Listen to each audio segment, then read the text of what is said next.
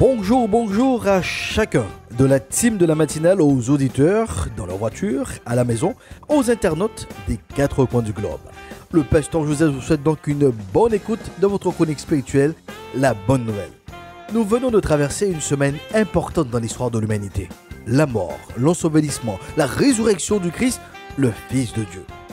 Nous avons déjà eu l'opportunité donc d'expliquer les raisons, les motivations donc de sa mort.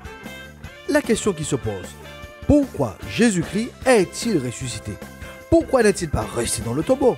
Quel est donc l'impact? Quelles sont donc les conséquences de cette résurrection dans notre quotidien? Avant de considérer donc tous ces points, je vous propose un petit résumé de son histoire avec le groupe Ézéchiel 37. Bien de chez nous. Appréciez donc ce titre. Écoutez mon histoire. C'est l'histoire de Jésus.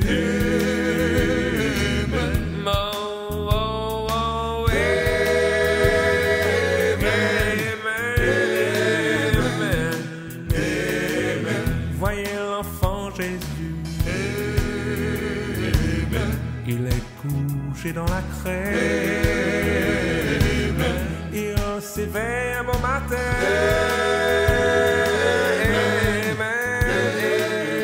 Je vous propose quelques explications sur donc, le pourquoi de la résurrection donc, du Christ.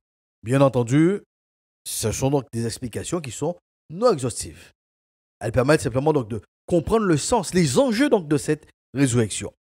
Nous laissons donc le soin à Saint Paul de nous apporter donc la première explication sur la résurrection du Christ. Il affirme en 1 Corinthiens chapitre 15.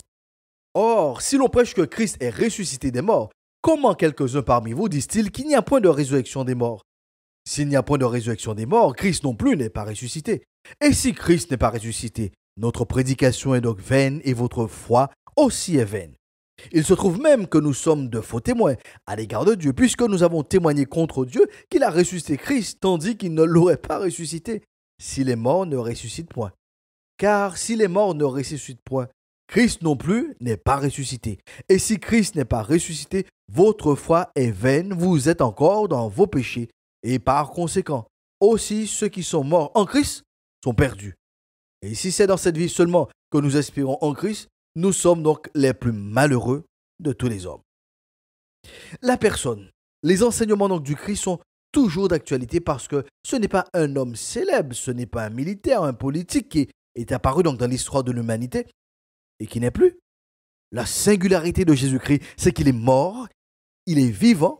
De ce fait, ce qu'il a dit, ce qu'il a promu comme principe et valeur demeure pour toujours. Paul, par ce jeu donc des contraires, souligne ce point essentiel. La foi dans le Christ démarre avec sa résurrection parce qu'il est vivant. Notre foi est aussi vivante. La résurrection de Jésus-Christ était donc indispensable car sa mort était remplie donc d'injustice.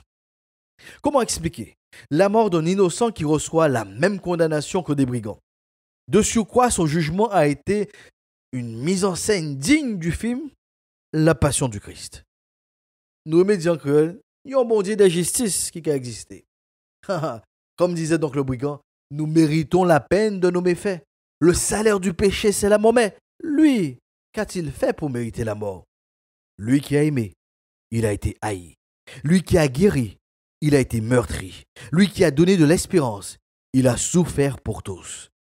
C'est ainsi que Paul décrit le rétablissement donc de la justice de Dieu au travers de sa résurrection dans le livre donc de Philippiens 2, versets 5 à 11, où il dit « Ayant en vous les sentiments qui étaient donc en Jésus-Christ, lequel existant en forme de Dieu n'a point regardé comme une proie arrachée d'être égal avec Dieu, mais il s'est dépouillé lui-même en prenant une forme de serviteur, en devenant semblable aux hommes, ayant paru comme un simple homme. Il s'est humilié lui-même, se rendant obéissant jusqu'à la mort, même jusqu'à la mort de la croix. C'est pourquoi il donc dit au verset 9, Dieu l'a souverainement élevé et lui a donné le nom qui est au-dessus de tout nom, afin qu'au nom de Jésus, tout genou fléchisse dans les cieux, sur la terre et sous la terre, et que toute langue confesse que Jésus-Christ est Seigneur, à la gloire de Dieu le Père. Jésus a été obéissant jusqu'à mourir sur la croix à la place de Josias. À votre place, madame. À votre place, monsieur. Sur cette base, Dieu a rétabli donc la justice en l'élevant donc souverainement, en lui donnant le nom qui est au-dessus de tout nom qui peut être nommé. Bien sûr, pour recevoir ce grade, le Christ devait d'être ressuscité, d'être vivant, aujourd'hui, demain et pour toujours. Ceci m'amène donc à une troisième raison de la résurrection donc de Jésus-Christ. En venant sur terre, le Fils de Dieu s'est mis dans les mêmes conditions de tout être humain, sauf le statut de pécheur, bien sûr. D'une part, il nous est dit par l'auteur des Hébreux que ce partage de la condition humaine fait du Christ le meilleur ami dans la tentation, dans l'épreuve. Voilà pourquoi il devait être rendu à tous égards semblable à ses frères afin de devenir donc un grand prêtre, plein de compassion et fidèle dans le domaine des relations de l'homme avec Dieu en vue d'expier les péchés de son peuple. Car puisqu'il a même été éprouvé dans ce qu'il a souffert, il peut secourir ceux qui sont éprouvés. Ailleurs, il est aussi dit, en effet, nous n'avons pas un grand prêtre qui serait incapable de compatir à nos faiblesses. Au contraire, il a été tenté en tout point, comme nous le sommes, mais sans commettre de péché. Approchons-nous donc du trône de Dieu, ce trône de grâce, avec une pleine assurance. Là, Dieu nous accordera sa bonté et nous donnera sa grâce pour que nous soyons secourus au bon moment. Donc, cela veut dire que pour vous, madame, pour vous, monsieur, pour moi-même, que le fait que Jésus soit ressuscité, en étant vivant, il peut aider toute personne éprouvée, tentée, car lui-même l'a été et il est sorti victorieux. Il met donc son expérience, sa force, sa détermination à ma disposition dans ma vie donc, de tous les jours. Il faut rappeler, avant la fin donc, de la chronique, que Jésus a affronté le plus grand de nos ennemis, celui qui génère indiscutablement donc la peur en tout homme. Jésus a affronté la mort.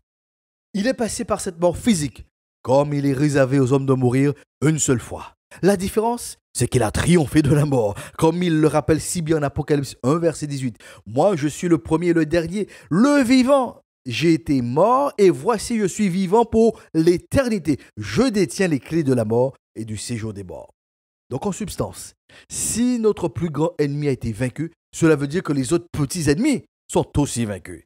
Si la plus grande peur, qui est celle de la mort, a été dominée, cela veut dire que les autres peurs de l'avenir, de la solitude, ces peurs sont aussi vaincues et peuvent être surmontées. C'est donc une autre bonne nouvelle à rattacher à la résurrection du Christ. Le Christ ne serait pas vivant aujourd'hui. Cela voudrait dire que Dieu est un menteur depuis le commencement, même avant le commencement.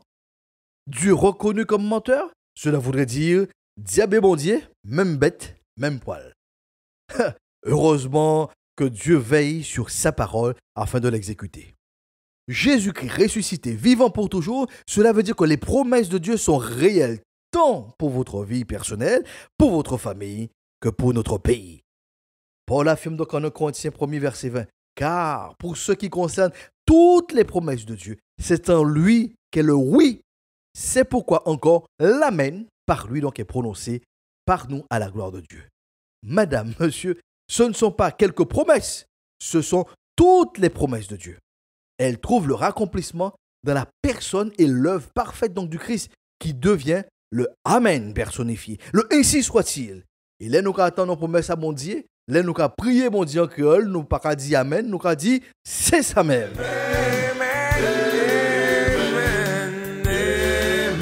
Mais le voici devant Pilate. Le voici devant Pilate. Ils l'ont crucifié. Mais ils sont vivants plus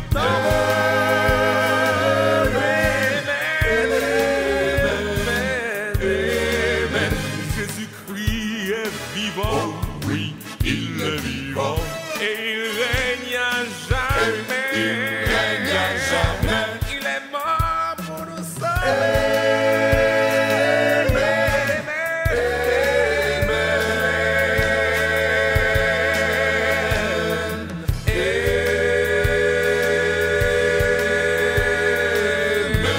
Merci au groupe Ézéchiel 37 pour ce rappel de l'histoire du Christ qui n'est qu'un amen, un accomplissement littéral de toutes les promesses de Dieu. Madame, monsieur, il n'appartient qu'à vous de décider de faire de votre vie une mélodie d'amen au travers d'une relation personnelle avec le Christ ressuscité qui vit à jamais. Je vous invite donc à cheminer durant cette nouvelle semaine avec l'ami Jésus qui est le même hier, aujourd'hui et éternellement. C'est pour cela que nous proclamons cette promesse. La paix de Dieu soit avec vous pour une meilleure saison.